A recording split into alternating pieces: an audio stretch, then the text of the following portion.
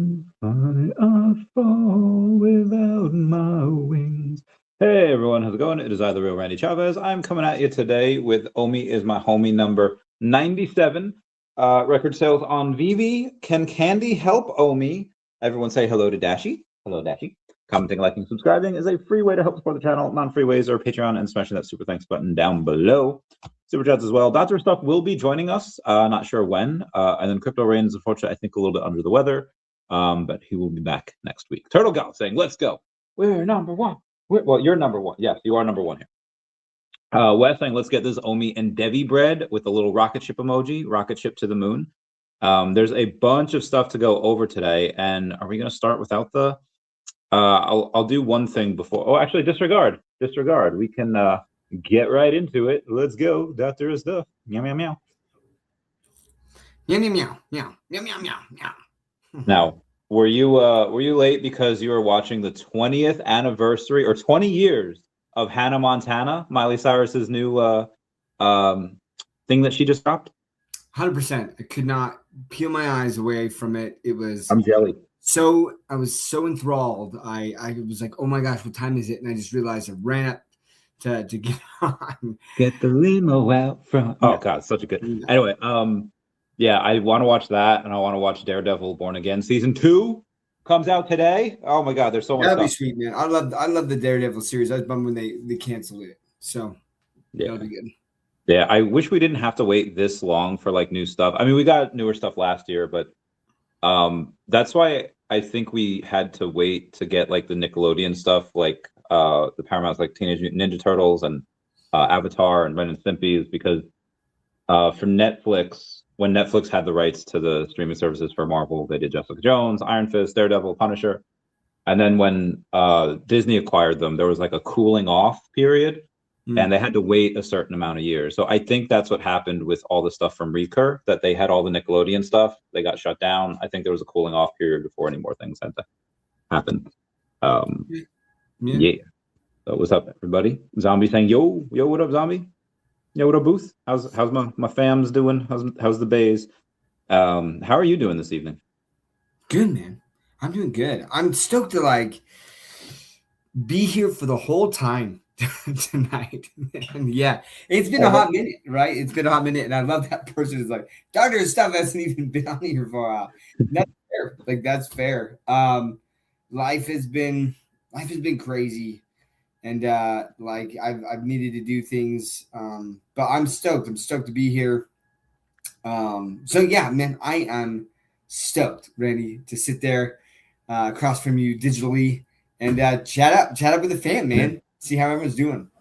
Let's start with Booth, because Booth has I don't know if I have it here, but Booth's been doing the Lord's work, and he has been going onto every single Facebook page. Like, it is a Facebook page called Everything Superman and DC. It has, I think, 150,000 members, and he's just been posting like, I love my Superman on VeVe. And he's been doing that for a bunch of stuff, like with Daredevil, I think like Powerpuff Girls, just all the different things on Facebook. And I don't know how much that's really working, but we do keep getting new users every week, and I imagine every little bit helps. I feel like a lot of people have been saying like, okay, when marketing, when this, and that reminds me of that quote, ask not what VeVe can do for you, ask what you can do for VeVe. Do you think we should be doing more as a community, or is it supposed to be up to the company? A little bit of both? Listen, I say if you've got a passion for it, go for it. You know what I mean? Like get out there. But you know, to have any company and not the company isn't expecting their community to get out and do that. So, but listen, the thing is, there's some scientific study, and it talks about like you need several touch points with someone really before they even really understand. Do you know how many times I had to talk to Crypto Cosmo about VeVe before it finally really clicked? Before he even bought, like it was like over a 7-month period that I was talking to him about stuff, you know, and he'd be so skeptical, and he's like, I don't know, you know, and like, but it took a long time, and that's like with a personal relationship, right? Like, yeah. And so I think that people are going to be very skeptical. I mean, there already is still a bad vibe or whatever.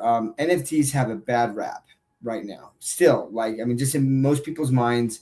And so it's going to take a lot of touch points and education. And so, but doing posts like that, people will be like, what is that? That looks pretty cool. Right. You know, like I'd love to hear if like anyone's ever responded to you, like in a positive way. I'm sure that there's negative responses, right? If people understand what it is and they're like, oh, it's NFTs and they're a scam or they're killing the environment. But it would be interesting if there's some people with like genuine curiosity that are like, well, hey, where'd you get that? What is that? You know, and having discussions about that. So, listen, we're on OMI's My Homie. You live stream every freaking day. You're passionate about it. You enjoy that. And so I think if someone really enjoys it and they love their VeVe collectibles and stuff, yeah, go freaking post about it. Don't be shy. And the more people who feel comfortable doing that or want to do that, the more exposure people are going to get. And I just think it's a matter of time before digital. In fact, today, literally at work, I was talking with four individuals. I was talking about digital assets and about this, and I was talking about the difference with. I'm like, oh, you know how that Pokemon card just sold for what was it, like 17 million? How much was Something like that, yeah. Sure. Right, Logan Paul's Pikachu Illustrator card, and they were all like, oh yeah, like I know that, and I'm like, okay, but what happens when they, how much did it cost to try to transport that, right? And like, the insurance, yeah, the insurance on it, and then what about like, okay, how often can they put that out in sunlight, right? Like, what kind of UV protected thing, and like even then, like is that impacted like just over time, man? Like, temperature as well. These physical assets, right? Which is why it makes it a little bit more valuable, is that there's less and less of them over time. But the thing is, with digital, you can still make them scarce, and then there's not that problem. And the guy was like, I mean, this is an older gentleman, and he was like, yeah, man, like I get it, like that makes a lot of sense. And he's like, I wish you the best with VeVe, because I was like, listen, I definitely have a lot like in VeVe collectibles. I didn't tell him I have level 100. They wouldn't have really understood what that meant. There's like MCP points, guys. And ever see that meme when someone's like holding a drink at a party and he's like kind of in the corner by himself and he's thinking like, nobody knows I'm a level 100 on VeVe. It's like, yeah, dude, that's funny. I should like definitely. I gotta find. I could create that meme. That would be funny. Just at the party, that guy. Yeah. So now that you're level 100, you can be in the level 100 Discord, where apparently David talks to y'all every now and then. Apparently he drops in and gives some knowledge about collecting and stuff. And have you been a part of any of that yet, or you just been too busy? No, Wes told me that there's David pops in and stuff, and I can't remember where I was last time. I think it's at a point in time where typically I'm still working. So yeah, but like I haven't found out if there's like recordings of it. Probably not. Probably not. And probably for good reason. Yeah. I hope there's no recordings of it. I just, God forbid, something said in there. Yeah, exactly. Right. So that's why I was like, yeah, there's probably not. But I'm sure that there's cliff notes. I haven't touched base with. So like I've jumped into chat and things, and everyone was super welcoming. But and actually I'll say this, man. I basically got off Discord like a year and a half ago. Like I really just stopped being on Discord, and there's reasons for it. I mean, it wasn't just Discord. I mean, people see me on Twitter. Like life took a sharp turn for me like a little over a year ago, and I just had to do real life stuff, right? But I just hated Discord, man.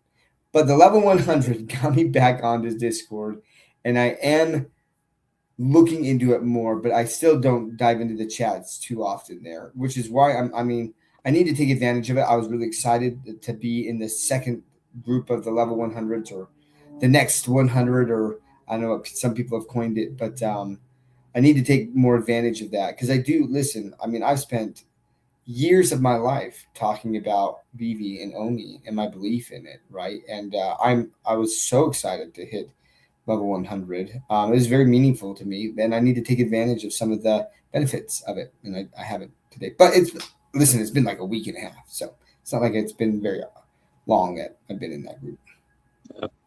The red carpet will be rolled out for you at the next meeting, wherever that is. I'm not sure where. There was a meeting in Florida this weekend, MegaCon. That Yeah. was, I got a couple pictures from that from Yo Steph. That was pretty cool. That was fun to see. A bunch of people out there and just hanging out. And I think there's one this next weekend. There's two of them. One's in Chicago. One's in some other place. I forget where. They happen to be on the same weekend. But it's nice to see that you can have these little, smaller things, not littler, smaller things you can go to. Because sometimes, especially if you have like social anxiety and you have like this big, like 300 or 500 people crowd, like that's a big intimidating thing. So to have something intimate where it's like, just, a dozen people or so or less, that's a nice little intro. Man, I'll tell you what, like I still, when they did that NFT event in Portugal, Mm-hmm. And I got a freaking ride in the car with Dr. Profit, Dan and David, and me and Crypto Cosmo. Like, that was so unreal. Like, there was about 3 hours of car rides and stuff like that throughout that time that we got to sit with Dan and David and Dr. Profit, Dr. Collect. Man, what a special experience that was. But even on top of that, and I'll say this, right? Like, the US events are awesome. There's a lot of stuff going on, but I definitely felt like that European event was a lot more intimate setting. There was less people there. So I am definitely looking forward to some sort of level 100 group get together.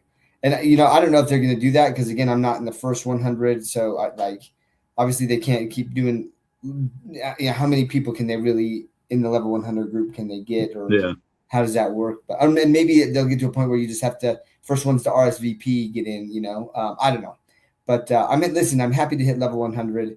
That's really meaningful to me. And I definitely would love the next in-person VeVe event, wherever that is, making sure that I hit that and so that I can experience what that level 100 and Crypto Cosmo will be there too. So that'll be fun. Yeah, that's so cool. I'm a bit of ways from that. I'm only level 82. I do not have as many sets or as many collectibles as some of y'all. Some of y'all went hard with it. I called Cosmo the other day because I was stacking the normal avatar Angs and I saw he had like 3. I was like, or he had 3 of the secret rare. I was like, you like Ang? And he's like, I know Ang. I was like, oh my god, that's so cool. So yeah, y'all go hard on it. We have, so one of the things, like VeVe they've had a lot of issues in the past. They do fix them all eventually. Zombie has said that I'd love to hear you guys' thoughts on my post on X. It was about first public available mint. And he was looking at, I don't know, it was a Stan Lee one. On February 21st, he bought an expensive collectible based off the numbers that were in the details page of Silver Surfer #1. And that is shown in this picture where it shows the first available edition at 195. Out of the 2000 editions, 195 is the first one. Is it 194 or 195? The first available edition says it was 195. Okay. Oh, I was going to withhold the editions. Okay. On that screenshot. And then on the second screenshot, it was like edited to show that it was like 149. So I don't think they just gave an extra 50, I don't think they just gave an extra 50 mints. I think that one was probably a giveaway. And because I can't see them adding 50 additional mints. I probably see them doing like, okay, let's do a giveaway. And I think it was a giveaway. Well, you should be able to look on Stacker, right? And like, well, the problem should be then, right, is not like, it should still list the first publicly available mint, right, that was there at drop as that 195. And so then that 190 or 147 or whatever that other collectible was is part of the non-public mints, and that has its own special thing, right? Like, so like if they do a giveaway, they shouldn't be changing that and saying, well, this is now the first because it wasn't publicly available. It was not. It was originally it was just the 195, and then it became this after the giveaway.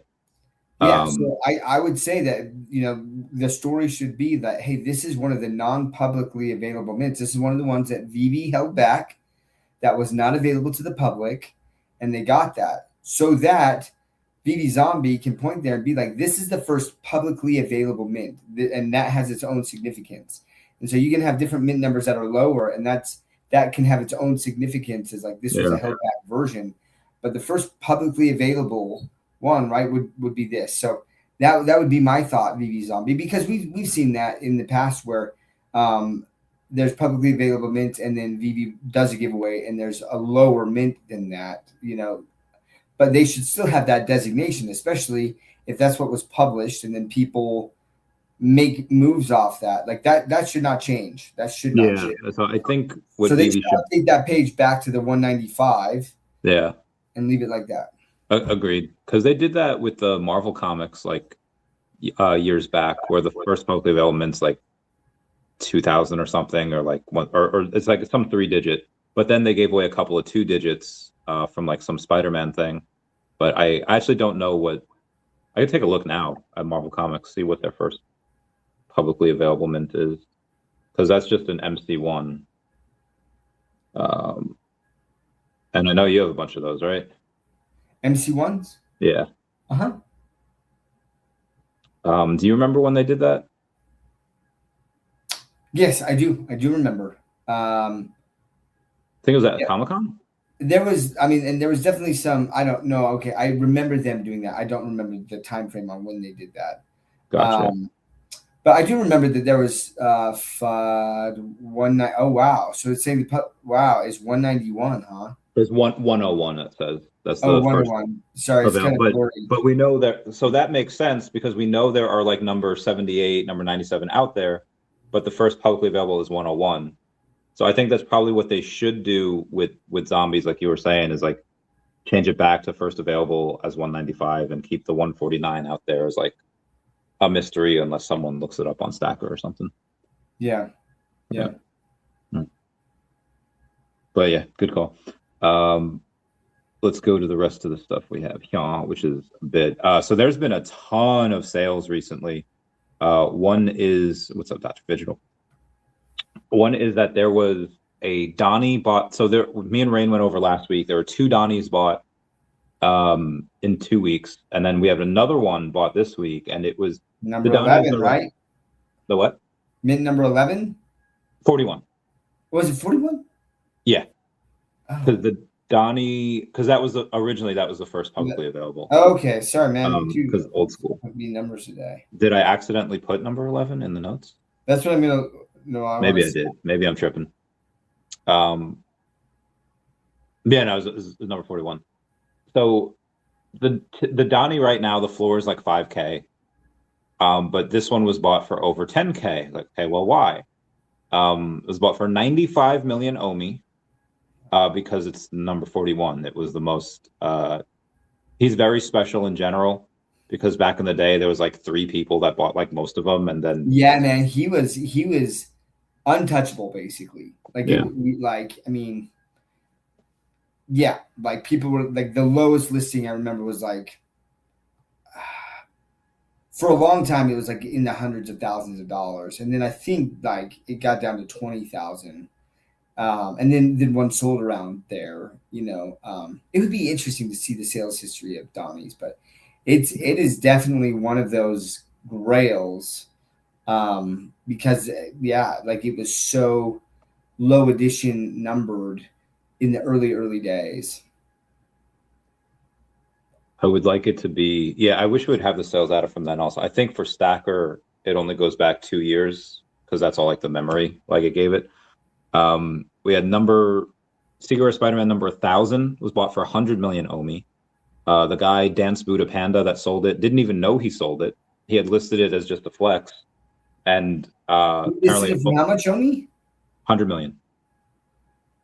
For and the last Spider-Man of common or Secret Rare. It was the number 1000. Yeah. Dang, he posted that as a flex and it sold. I bet she was like, what?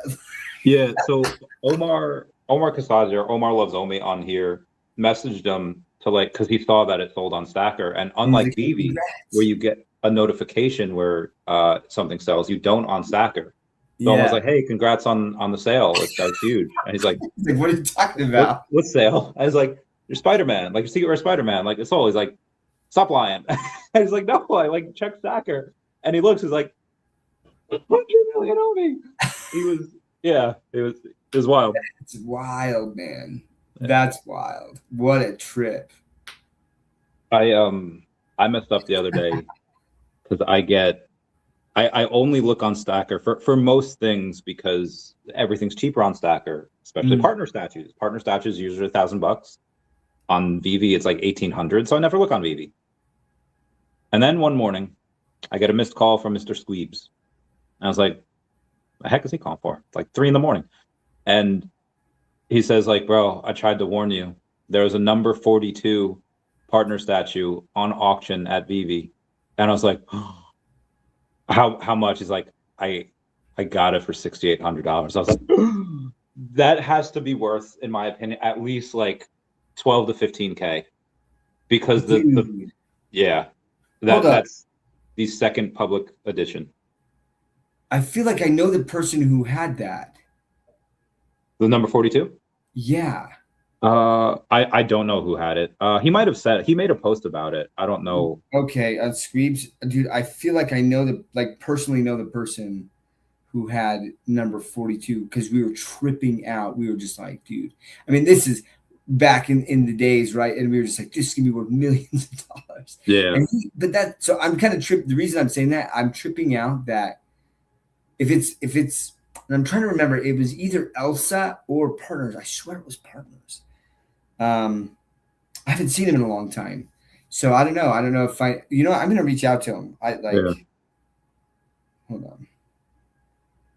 And I feel like, and I don't, again, I don't know the person that had, I don't think I know, maybe I did, but that is, if they would have told me about it, like I would have talked about it on live, and that would have gotten a lot more reviews on it, and it would have sold for a lot.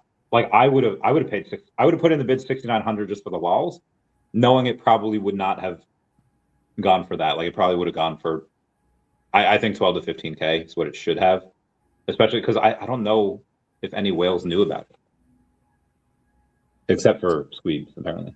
Yeah, dude. No, so listen. All right, I'm gonna it is the 42. So this is, let me find out the date here. This is in 2022. And I was like, bro, do you have the 41 wall or is it the 42? And he's like, got the 42. He's like, are you sending an offer? I'm like, I'm not, but I know the guy who has 43, 44, and 45 and may be interested depending on your asking price. And he's like, it's Mr. Squeebs, right? I saw him list the 45 on the market. He has 43. No. And I was like, anyways, crazy. That's crazy that he ended up selling it. Yeah. So now part of the reason I wanted to get that, and I have 3 normal partner statues. One's a 3-digit, not that matters in these types of conversations, but is because I know most of the sub 100s are locked up between Dr. Profit and Mr. Squeebs, and the sub 50s, Squeebs has, I think, 4 of them. So he's got the 42, 45, 47, and 49. So like I know those are like locked up, and Squeebs would sell it at a ridiculous price, but they're just not, you can't get those. Like it's not, whales would go hard for that. And I think that when we when we're on collect chain, we're on collect chain now, but when they get that self custody and we can go on like golden auctions and go on Sotheby's and go on all these things, they're just going to go so hard and so high. Speaking of which, did you hear the candy news? I did. Because I was going through Discord and I saw that post, and I was, because Candy Digital really hadn't had much activity in their Discord for a while, and all of a sudden I see that post, and I was like, and I sent it to Cosmo and some other people, and I was pretty elated, man. I mean, I spent a decent amount of money on candy, right? And what was it before candy? I don't even remember anymore. This is Palm. Palm. Yeah. Man, good memory. So, yeah, like I love the way that they do the rarities of the comics with the different aging process kind of thing. Like that was so fun and unique and very different from VeVe. So it was a bummer to like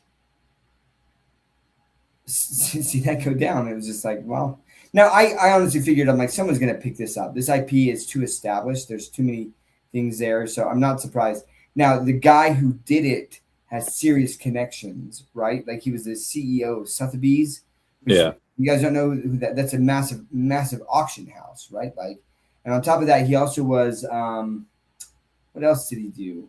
CEO of Madison Square Garden. Yeah, Madison Square Garden. Yeah, so like I mean the guy has major connections and he believes in this space. And rightfully so. And so I am definitely excited to see where he takes this. And I would be shocked if he's not talking to Dr. Collect about the Collect chain. I really would. The Collect chain just makes so much sense. And how powerful would that be? Because there's already people using it now. They're familiar. Like it basically is next level integration. So it's not on VeVe, but it's VeVe adjacent basically through that, right? And so you're going to get the same people now who can go to the marketplace and in their same wallet have VeVe collectibles and Candy digital collectibles, man. And if you can buy it with USDC or with OMI, could be huge, man. Could be huge.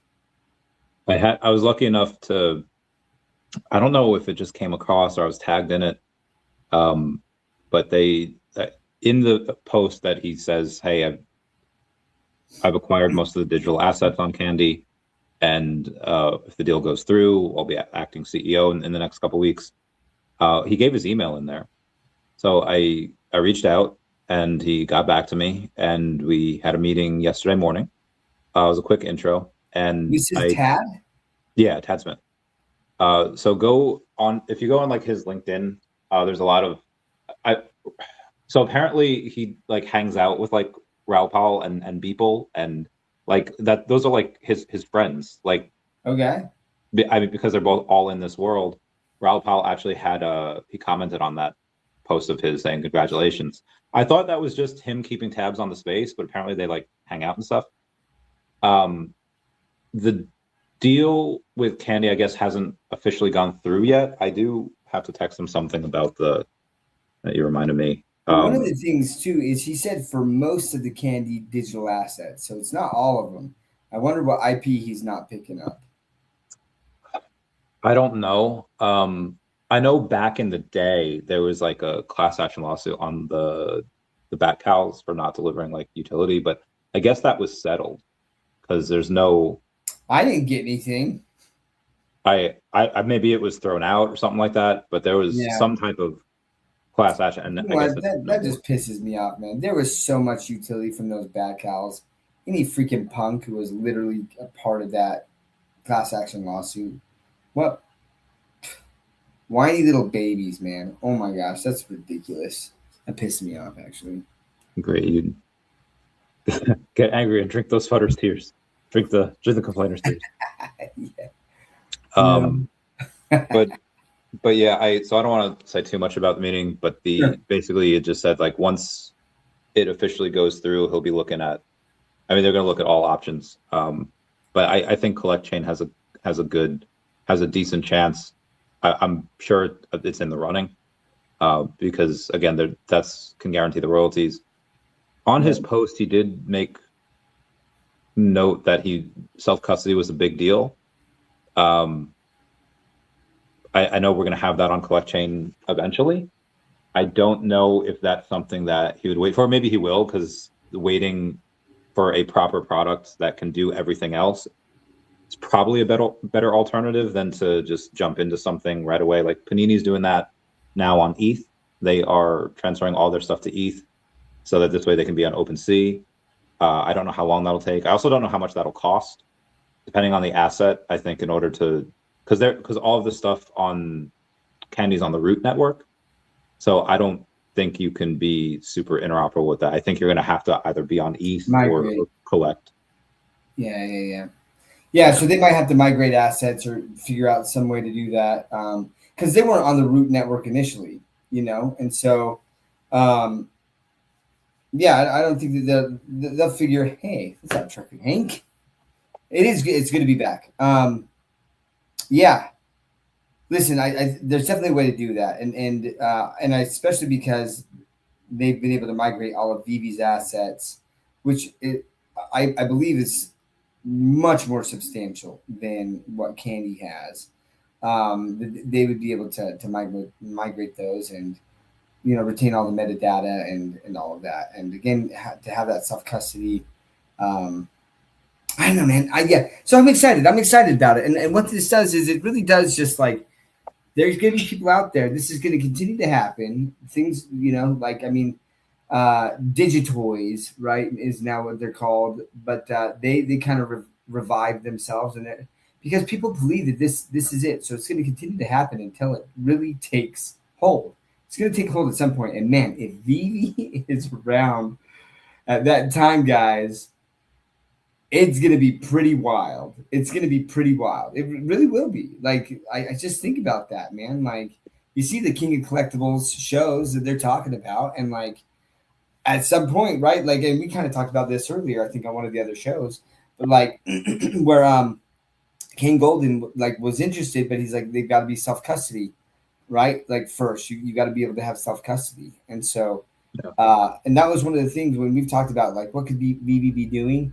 You get a really high profile VeVe collectible and put it to auction, right? And you get just the VeVe whales that would be interested in buying that, right? And then all of a sudden people are just like, what? Well, this digital collectible sold for how much? You know what I mean? Like the number 33 like Walt.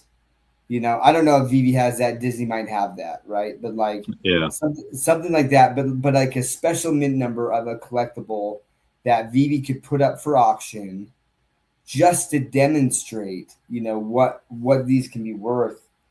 That would generate so much freaking buzz, man. Yeah. And like, you would get the people who are like, oh, NFTs are so scams, but like, it would be such a way to educate. And once it's on self-custodied platform, I don't know.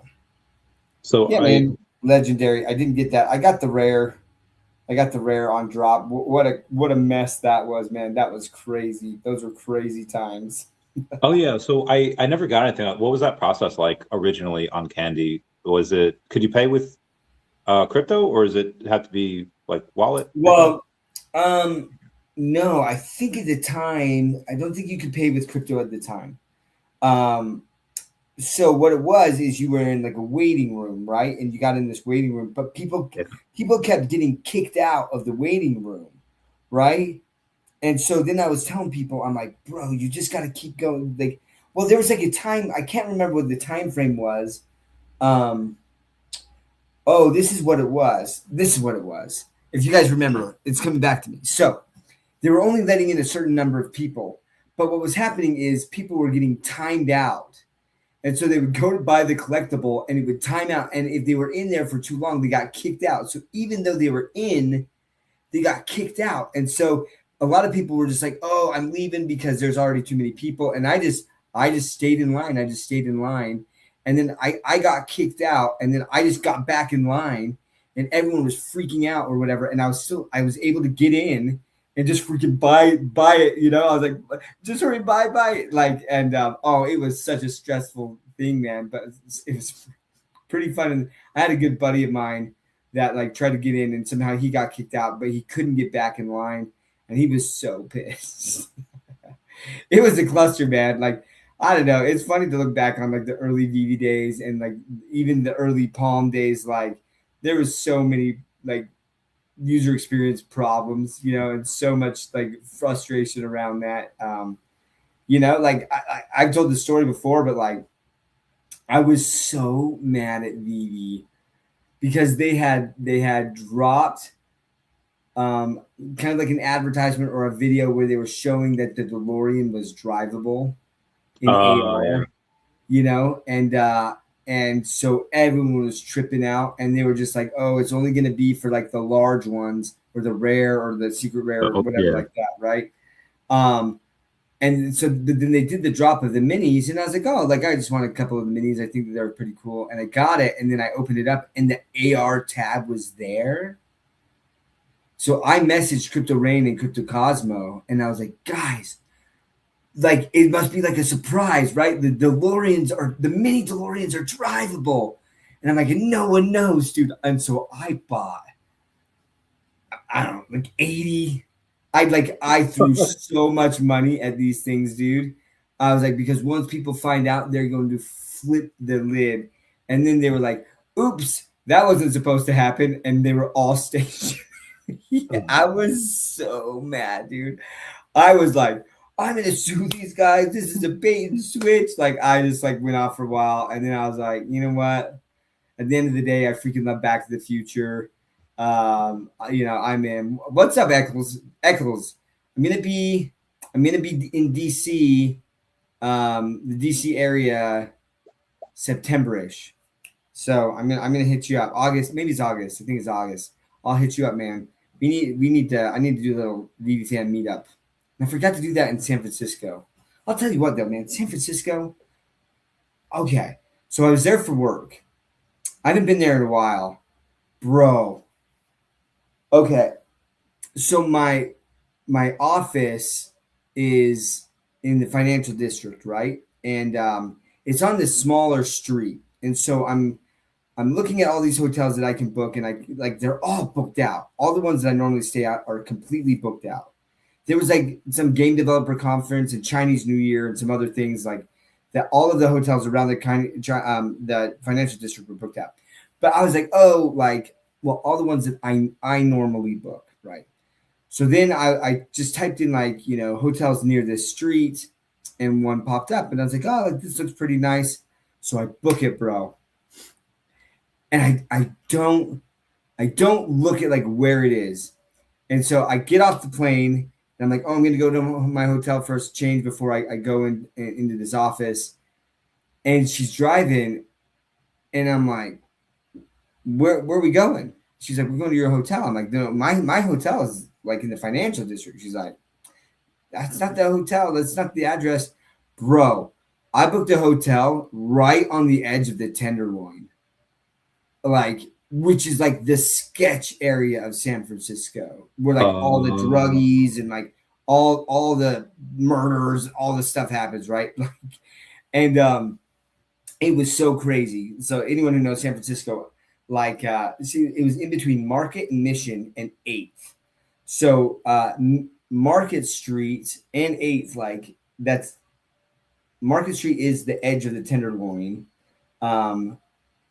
And yeah, so then 8th Street, it's just like right on the edge there, bro. And like this one day, it was pretty sketch, but like I would just walk, like every time I walked, like I just walked with purpose. I didn't have headphones in, or I wasn't looking at my cell phone or anything. Because I've had colleagues who've gotten mugged in that area like before. And so anyways, no one ever bothered me until this one freaking day. And it's like 5:30. Like, Surprised you stayed there. I wouldn't have stayed there. I would have been like, I'm gonna Airbnb it. I'm gonna not worth it. I know. I should have. I honestly, like, I kind of was just like, whatever, I can handle it. But this one day I'm walking, and there's this group of guys, some of them homeless, but one dude, he's standing up, and I've got to, like, there's another person coming the other way, so I've got to get close to him. And so I'm only probably a couple feet away. And the guy like looks at me, and he freaking grabs his knife on his belt. And I was like, what the fuck? Now he just grabbed the handle, right? And like, but like there was no strap or like button he had to unlock. He could have just like pulled it right out there. And bro, I was tripping. I walked, and like I just like made eye contact with him like the whole time. As like I basically did a 180 and was walking backwards. Yeah. Watching him as he's watching me, right? I was like, dude, what is gonna go down? Maybe he was scared of you. I was like, maybe he was like, way to turn back around. And what's that? Maybe he's like, I don't know what this guy's gonna do. Maybe he was scared, and he was like holding on to it. Dude, well, like, I mean, I was in a suit, right? And like no one's freaking wearing a suit in that area. Like, and so yeah, I don't know, but like that was sketch, man. Yeah. I try to avoid those areas, if I can. I feel like Thanos avoiding Hulk. Like he actively tries to avoid Hulk. He can beat him, but it's just not worth it. Not worth getting rustling his jimmies. Yeah, listen, I mean, like, I don't know what that guy was on, but he was not in like a normal state of mind for sure, for sure. Yeah. And I don't know what they were doing, probably a drug deal or something. But yeah, he didn't want me snooping around. It was wild. Yeah, I feel like there's a lot of judges. I'd be like, oh, he's a minority. Nah, he's just crazy. You can let him go. Just put him in a mental thing for 6 months, and then he doesn't serve no jail time. It's like, bro, it's wild. Yeah, Dude, it's turned into such a crap hole there. Like, so many stores have moved out and stuff that were there. Like Market Street used to be this big, like, big retailers and things, and there's a whole portion of this, like, it was a massive mall that's basically shut down on Market Street, and like in between like 5th and 6th or 4th and 5th. It's wild. And like, dude, I'm stepping over freaking human feces on the sidewalk. I'm just like, this is disgusting. Like, sounds like New York. Jeez, this sounds. Listen, I've been to New York a ton. I have never stepped over human feces in New York, ever. In like Manhattan, where I've been, at least, like, I've never done that. Like, I don't know. And especially, like, again, this is freaking the financial district. This is where a lot of companies and businesses are. Yeah. What a crap hole. Like, man, that city. Jeremy Padower posts a lot of stuff from the horribleness that goes on with California, and I messaged him the other day. I was like, hey, you should run, because he has that website that he posts on all the time from the fires. Like, I forget what the website is called, but it's like California Fires Never Forget, or something, like just the mishandling of it. And he says, Newsom and Base, I just do not get it. Like, I think he would do really well. I love him. It's cool, dude. I don't remember who the governor is of San Francisco right now, or the mayor, sorry, but like, I believe it's some billionaire, and because of that, like, he's brought in a lot of business and stuff like that, and so hopefully it's getting cleaned up. I did see there are trucks now that come in and kind of wash the streets and like spray the sidewalks and stuff like that, probably because of all that. But the homeless problem is still there, right? Like, I mean, it's pretty rampant. Like, and it's sad. It's sad, and a lot of them definitely like mentally ill, and probably from their brains being fried from drugs. Like, but. Yeah, I mean, you get a lot of these areas that they get credits for if you have homeless in your area. Okay, now you get like money to like take care of them, but like, okay, well, how would you stop? It doesn't incentivize them to stop the problem, so they don't police, because they know the homeless in the poor area are going to be around the drugs, and the more that they are over there, the more credits that they get from the government. So it's just it's not in. They're not incentivizing. Incentives aren't aligned there, right? And same with our education system. Our education system's so broken. There was this like super wealthy individual who went to Chicago and was like, I'm going to change around this school, right? And so like, and he just went as a teacher, and so his students started getting really high test scores, and the principal came to him and was like, what are you doing? He's like, what do you mean, what am I doing? He's like, well, your kids you're like scoring really high. And if they continue to do that, like, our school is not going to get the federal funding that it needs, because we're this like, poor, like whatever it was. And basically they were like, stop having our students succeed, because then we don't get the funding. He's like, the whole purpose of school is to educate these kids, right? Like, I mean, again, like, man, there's so many good intentioned ideas that when put into practice are just abused, and there's corruption, and it impacts like lower income families, and it's awful. this is why I think like, because there's a lot of political strife between like, oh, like the dreaded 1% and like everyone else, because yes, that gap has widened over the years, at least since I've been alive.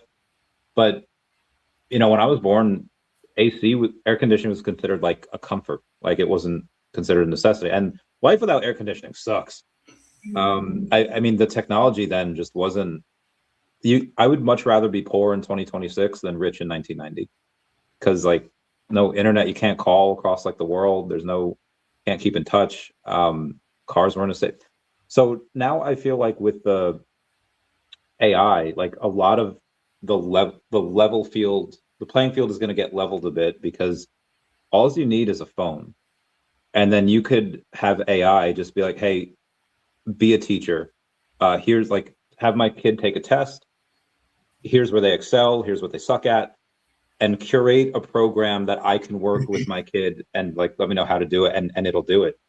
I've seen AI do like some crazy things where they make it like a video game where you don't progress to the next level unless you're done with that, whether it's reading, math, whatever. And now NVIDIA says they have AGI, and now AI is shutting down, or So I'm confused as the correlation between those two, Reckless. So because NVIDIA says that they have AGI, because of that, OpenAI is now shutting down Sora. I don't understand that. I think Reckless is trying to say that OpenAI is just might be giving up because NVIDIA says that, but I don't interpret it that way. I interpret it as Sora was costing them so much money, because and which is weird because they just raised money from Disney. I think Disney gave them like $1 billion to put into that, or it might have been Sora too. But in general, it costs a lot of money to use AI and have all these data centers and stuff. And that's just for like prompts, just for like text responding. But you have unlimited amounts of 10-second video generations that you can do, and people are not using it for like entrepreneurial or like enterprise reasons. They're just like, make this Oreo fight with the chocolate chips Ahoy and have them fight, and like they're not they're entertaining, they're fun, but I mean, did you see the fight of Ronald McDonald versus the Wendy? Yeah, there's like a whole series of that. Like the boxing match, like it was pretty amazing. No, there's a boxing match between the Colonel and Ronald McDonald. Bro, it's hilarious. Like, and it looks real, dude. It's crazy. I'm sure I could search it, but if you have it, like send that to me later, because hold on. I saw one where it was a lot of the fast food people, like Ronald McDonald's in there, the Colonel's in there, but so is Wendy from like Wendy's, but it's like an anime, and they have like swords and guns and like, and it was like, it was so good. Oh God, I love that stuff.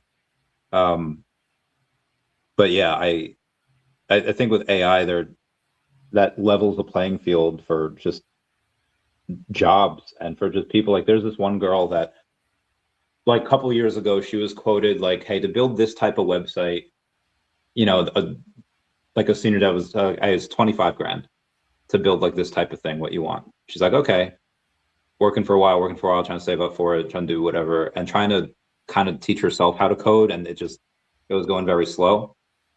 And then she never really messed too much with ChatGPT, but I think she did it with either AlphaFold or ChatGPT or Claude. I think it was Claude. And she basically built it because ChatGPT, what it did was it gave her all these files and it like expected her to know what to do with it.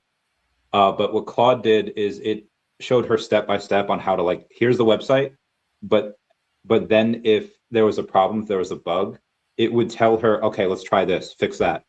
And it would work. So she built this website in like 5 hours that for like a couple $100 that would have taken her like $25,000 to do like 2 years ago. So I think a lot of these things are going to be very creative. A lot of creative people are going to make a lot of good money. Did you hear about that guy that like cured his dog's cancer with ChatGPT and AlphaFold? So that really happened. I mean, I read it, right? And basically like I mean, yes, yeah. I like sometimes I just question, I'm like, what's real and what's not. So I Yeah. don't know. Um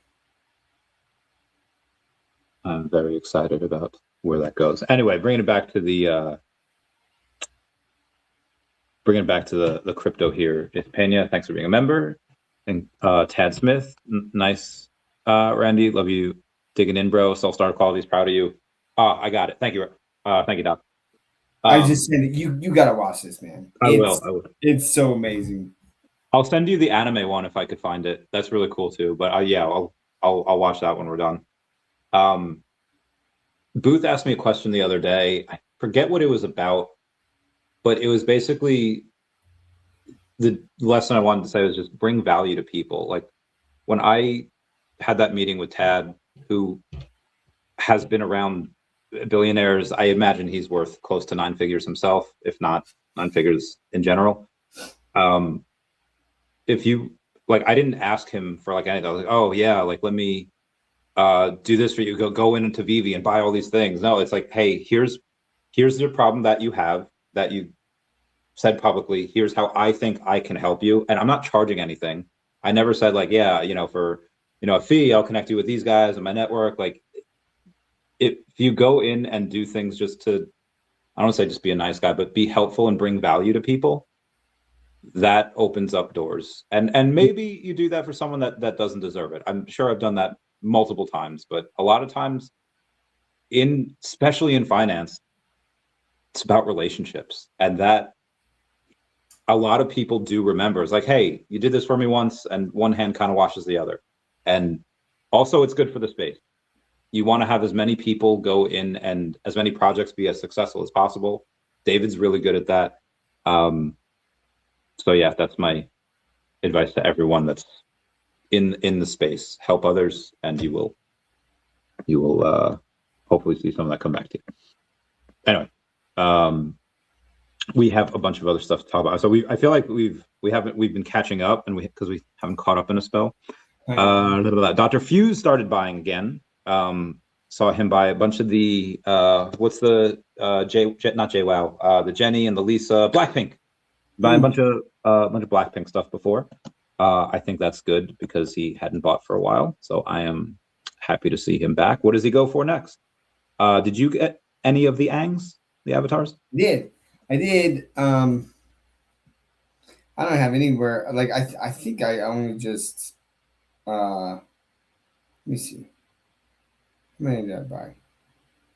3. I bought 3. Nice. And they're all comments. Yeah. I minted a few, and they were all comments because I wanted to get that $5,000 bounty that put up. Yeah, they didn't even get to exercise that bounty because they had freaking Draco pay $5,600 for the 2005 Ang. I was like, damn. Portugal says, hey, the current Ang count. Yeah, so there's about 400 left between the common and the secret rare. So that should sell out sometime next week. I have 65, and I am barely in the top 5. I'm beating Vicente, who is number 5, by 3, and he's probably going to beat me. And once Rolex sees this, he's probably going to come beat me as well. The VeVe whales are crazy, and they just you can't. I'm not going to be able to keep up with them. They're all going to have 100 at some point, and I'm just not. I might stop at 69. I love Avatar.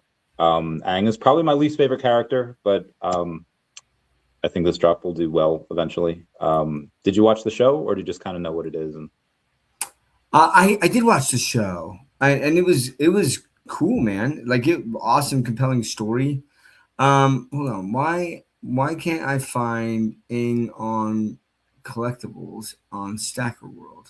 Yeah, I don't. So he's like not searchable for some reason. You have to just go on like the main page, and the main page, like he's the number 2 sale figure of the day. Number 1 is Donnie because he just somebody paid 94.5 million OMI. That was the guy Gold Quest. Gold Quest is a beast. But yeah, just on the main page, just scroll down and he's number 2. So once you hit him, he's there. We love him. Super AI one. What are you looking at for him? Just the... Oh, I'm just looking at like, and so, well, I'm confused because it says market fixed is a transaction, but then there's an NFT transfer.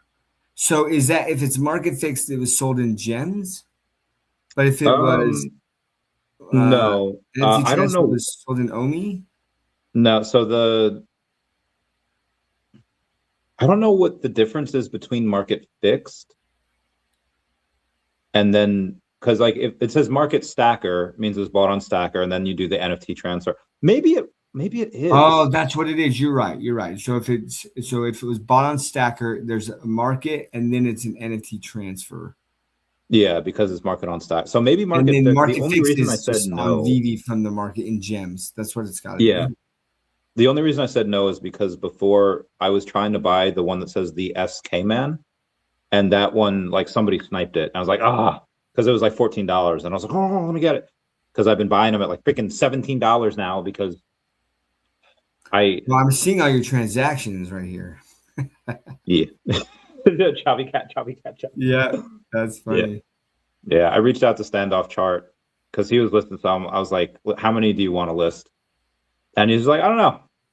I was like, I'll buy them. I'll buy every single one of yours for like $12. He's like, I'll sell them eventually for like 15, whatever. And I was like, or 17, whatever. I was like, okay, I'll buy 10 of them for 16. And he's like, okay. I was like, all right, cool. So we did that. That was nice. That is funny, dude. Yeah. Thank God he was agreeable to that, or else I would still be at like 55. And Rolex has like 59, and he's got like 50. And the cent, there's a lot of people going hard on it, which is fine. But part of the reason I started buying a bit more collectibles is because you have the CFTC and the SEC that has said, hey, digital collectibles are not securities. So, huzzah. I feel like I'm like one of the only ones that kind of stepped up the buying though. I mean, you were buying a lot before that ruling came out, but now that that has come out, do you think you'll step on the gas a little bit, or you think like I have enough? I'm stacked this crypto. I mean, I definitely have some other. Unfortunately, I've got some financial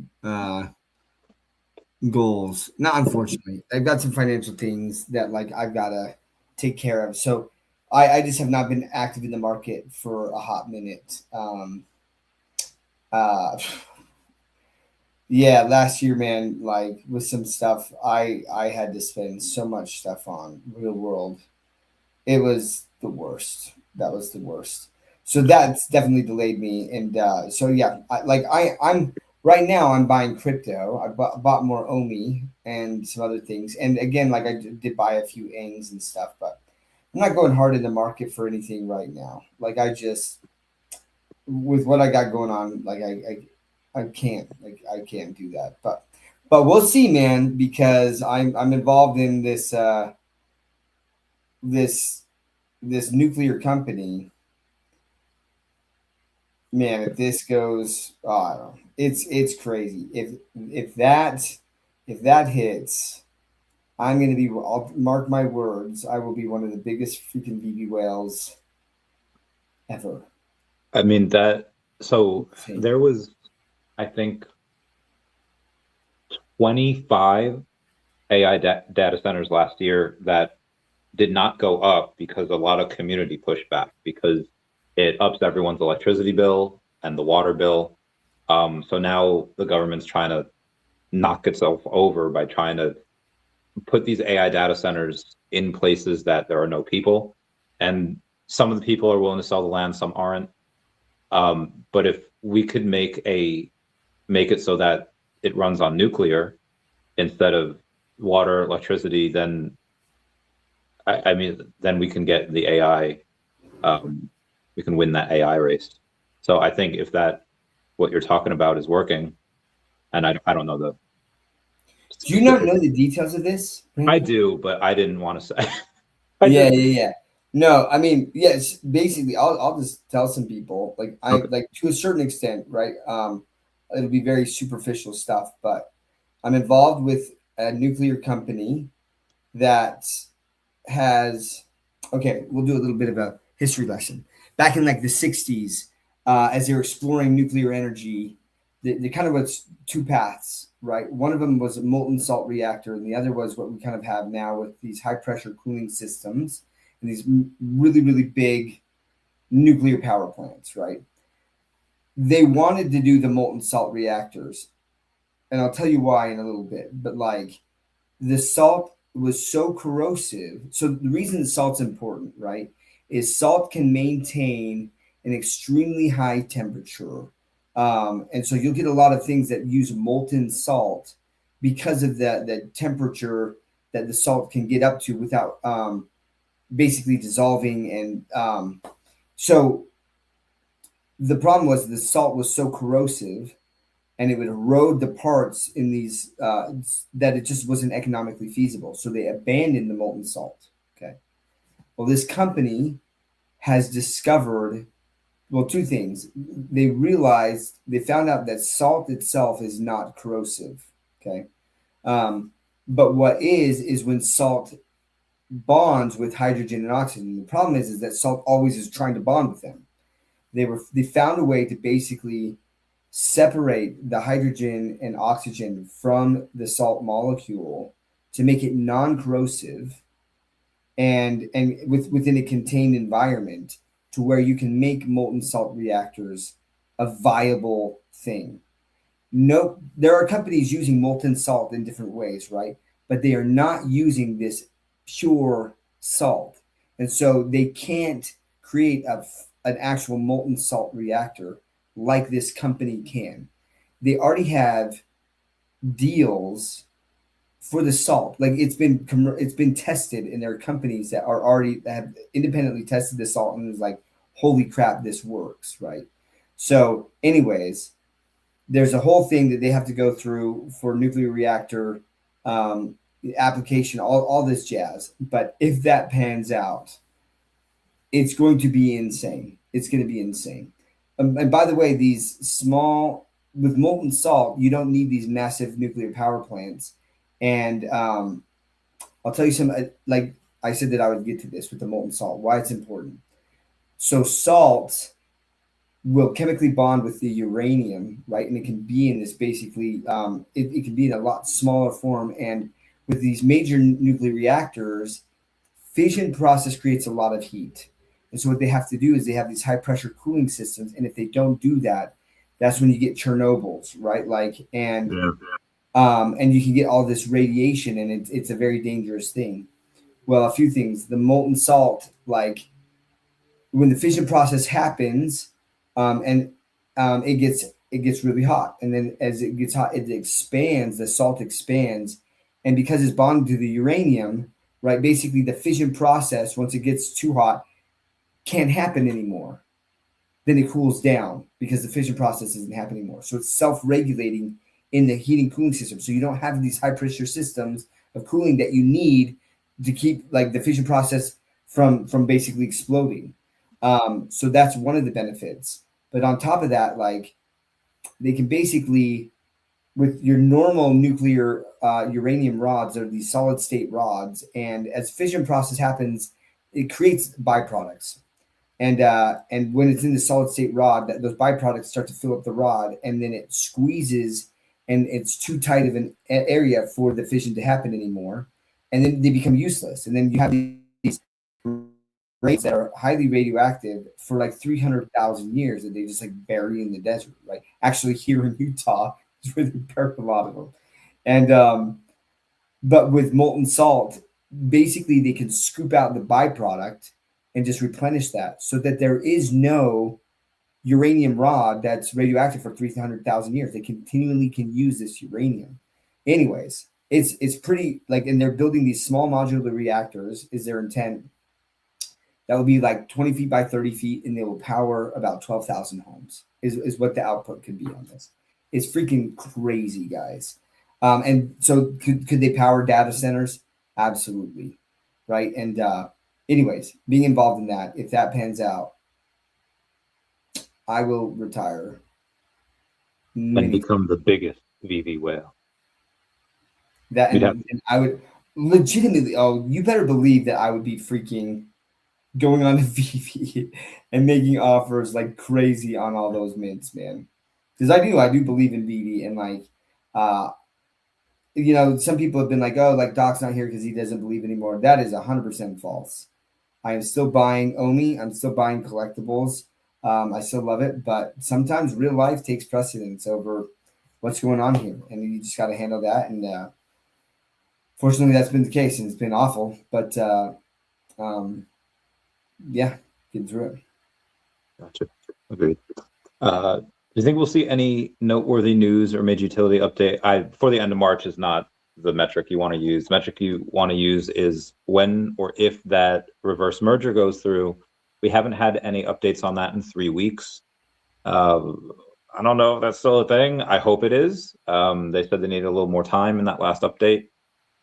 A little more time in Wall Street can mean months. So I wouldn't lose hope yet. What's your take on it? I don't know how much you kept up with it. No, I've kept up with it. Yeah, the reverse merger, like it's still they extended the time frame. They're still working through it. Now, to Wes's question earlier, like, will we see OMI? Like is the merger is with Orbis Technologies, right? So if that's the case, I would imagine that they'd have to, you know, if it's a public company, they have to do what are called 10Ks and 10Qs, or 10Qs are quarterly financial statements, 10Ks or annual audited financial statements that they would have to put forward, because now you have public share like owners of the shares of the company. And so we would get to see into the financials of Ecomi and VeVe. That would be very fascinating. That would be fascinating to see. I can't wait. Yeah. I mean, they have to be profitable, because now they don't have to worry about people cashing out. A lot of the sales of gems are done on third parties, so they don't have to pay the Apple or Google fees. And they don't have they made so OMI to gems. If you use OMI to purchase gems, 7% of it is burned. They're just like, yeah, we have so much margin on here, we can just afford to give away 7% of our stuff to OMI burn, which is bananas. Speaking of which, we've had 70 million OMI burn in March, in February. In March, we're on track to do about 60-ish. And I think that's cool. That's good. But a lot of people are thinking that, well, it's not really even $1 billion a year. How much OMI burn needs to take place to make a difference? Or will it never make a difference? Will only buy pressure do that? Buy pressure is going to make a bigger difference than burn pressure short term, 100%. But while the price is low, like it's just nice to have it be a deflationary token that is meaningful to people, right? Like, and that will be part of the narrative. Oh, it's deflationary. It's deflationary.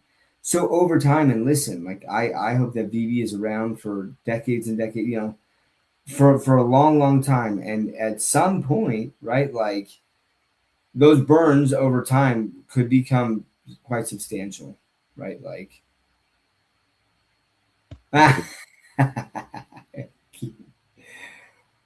I'll tell you what.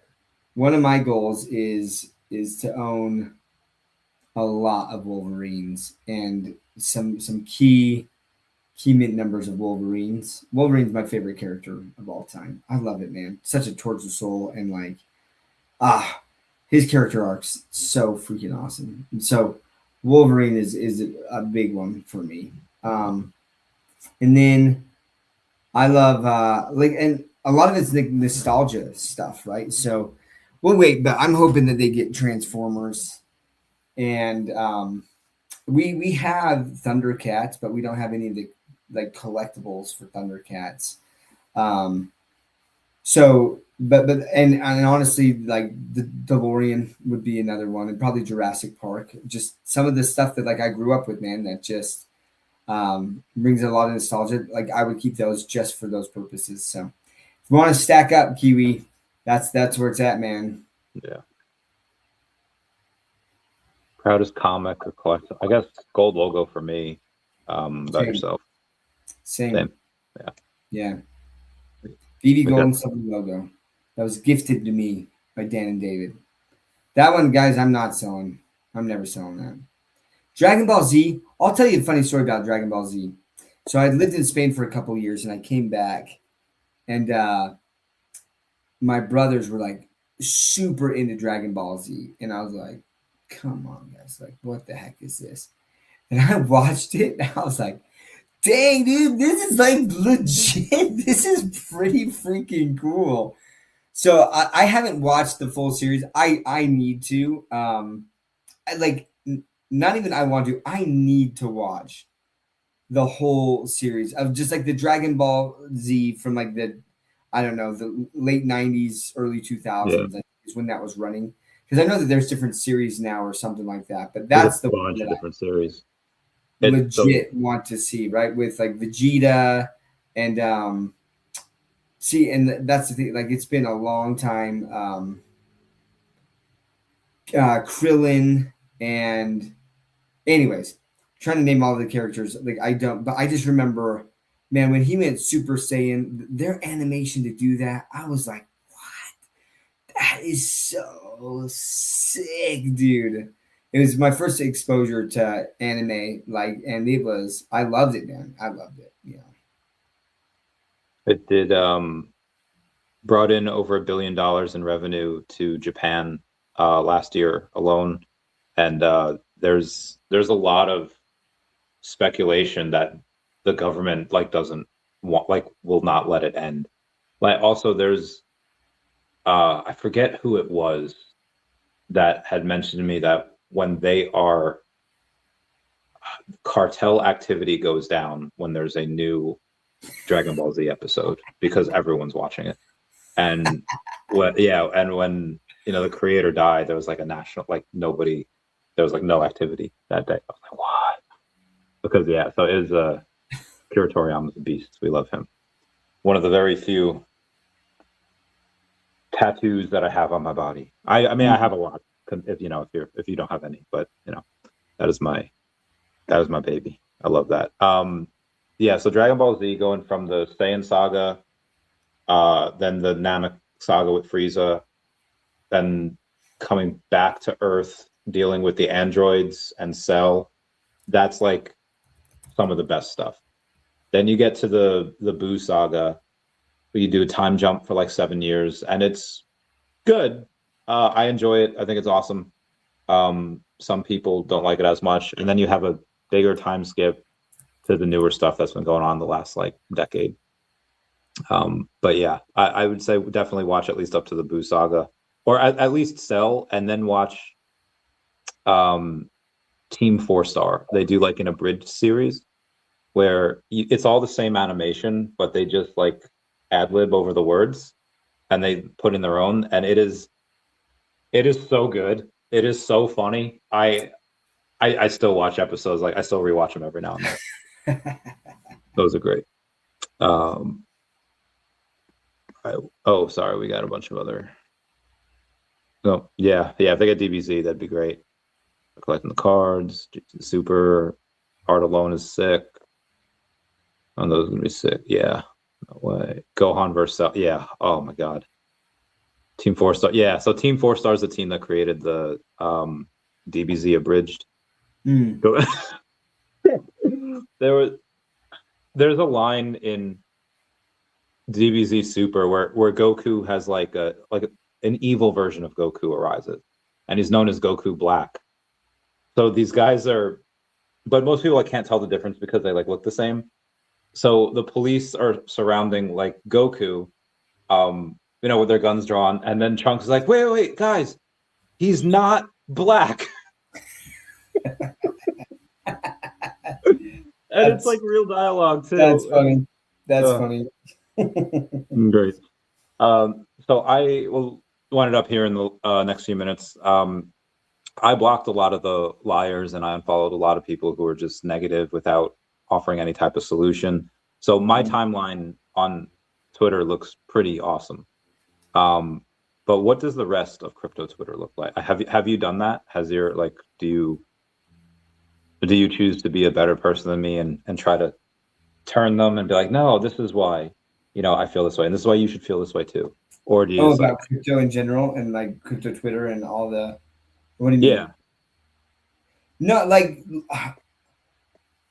I used to spend a lot of energy trying to talk to people, and it's just like people are gonna do what they're gonna do, right? And so we have this show and we talk about it, and listen, we say here's what we're doing with it. So like, did I buy OMI at 0002 or 002 and 001 and not think that it was gonna go below that, and then it did. And did I buy at 0007 and like, and that's okay, right? Because like I'm just dollar cost averaging and I believe in this, and like I think that there was a lot of people that they jumped in because a lot of their friends made money early on, and because those people came in at a much earlier time and they held, or they came in at the right time and it was a short period, they were able to make a lot of money, and they expected that they were going to be able to do the same thing. Like, I mean, and to a certain extent I did initially, and when I first jumped in I actually made a good chunk, right? But then I just rolled that into new seed investments of companies, and most of those have failed in their bear market. They just didn't have enough runway. They had great ideas and that just didn't happen. But like I've just decided that with people,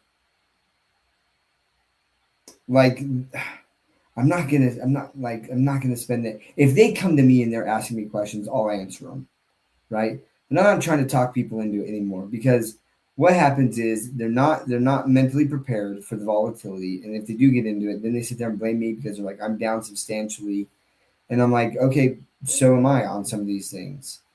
So, but like it's longer than I would have expected, but like I still believe in it, and I'm still putting money into it. And maybe I'm wrong, but I've always said I never put in money that I can't afford to lose. So at the end of the day, if it goes to zero, that freaking sucks. But like my life doesn't change, right? But if I'm right, my life changes substantially, And so, but no, I don't have the time nor the energy anymore to sit there and try to convince people. Like it'll just like what'll happen is I'll be able to look back and either they'll be able to say I told you so, or I'll be able to look back at them and say I told you so. No. But if they tell me I told you so, I'm like, it doesn't bother me. But I guarantee you it's gonna freaking bother them if I'm able to tell them I told you, if I can say I told you so. Because they're gonna be like, oh, what if I just listened? Agreed. I have seen a couple people announce their decisions to basically leave Web3, go back to Web2, be like, hey guys, it's been fun, but I can't do it anymore. And they kind of leave. Some of which I think had to do with the fallout from Mark Zuckerberg saying he's shutting Meta's metaverse down. And then I think like a day later, he backpedaled on that decision. But the headline was out there and it was like, okay, metaverse is dead. I spent $100,000 to buy land next to a Gucci store and Gucci left 2 years ago. Or I spent $50,000 to get a plot of land next to Snoop Dogg and Snoop Dogg hasn't been in there in years. And I'd see a lot of things that were shared that were kind of like, damn, that is depressing. Like I never did that, but do you think it gets better, or do you think it gets worse before it gets better? Do you think this is like the mass capitulation point? I don't know. What are your thoughts on those types of things? And can the metaverse come back, or did VeVe kind of just waste some money on it as Metaverse Labs did? I think the metaverse long term is going to happen. I really do. And like, I mean, you already have Fortnite, which is kind of like a metaverse, truly, right? Like, so if you have the right model, but the problem is that they all try to do these metaverses without games. What are you freaking doing? You need games. You need reasons for people to be in there other than just to like interact with one another and say hi. They can do that in chat rooms, or you know what I mean? Like it gets boring after that. So you need games to get people involved, and then people are able to interact with those characters in those games. And I still think one of the strongest use cases for NFTs, at least initially, to get them onboarded to the masses, are skins, right? Like VeVe, think about this. Think if you could truly partner. Honestly, if VeVe could partner with Fortnite right now and say, we're going to have this API integration with the wallet, and if you own this NFT, then you get a specific special skin, and the only way to be able to use that skin is if you own the NFT, the values of those NFTs would skyrocket, and there would be so many transactions that happen, right? Now, I don't know what that would cost with Fortnite to be able to do that, to have some sort of partnership like that. I'm sure that they would have to spend a freaking ton of money to do that. But the exposure that they would get, bro, would be absolutely insane. And maybe they wouldn't even have to front a ton of money. They could basically say, we'll pay you some money, but then you get a percentage of the sales. And maybe they get a larger percentage of the sales of any sales that occur on their platform, right? Because they could integrate an API that goes through Stacker World or something to say, okay, I'm on Fortnite and I'm just basically going to buy this NFT through, like, while I'm playing the video game on Fortnite, right? And all of this stuff is, all the transactions, conversions, and OMI and stuff happen in the background. They don't even know about it. But if the sale happens on Fortnite's marketplace, then Fortnite gets a percentage, or a greater percentage. That way, VeVe's not forking out any additional money, right? Like, it's just less income, but like the amount of exposure that they would get would just be crazy. So I definitely think the metaverse is going to be a thing, but I think that they went about it way wrong. They went about it wrong.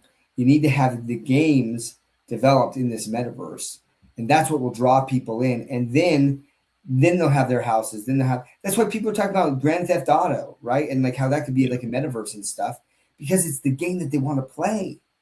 So, metaverses aren't dead, but they definitely need to restructure and rethink about how they're selling it, because I'm sorry, but like I'm not really excited or thrilled about having like a VR meeting in the metaverse, right? Of like a business deal.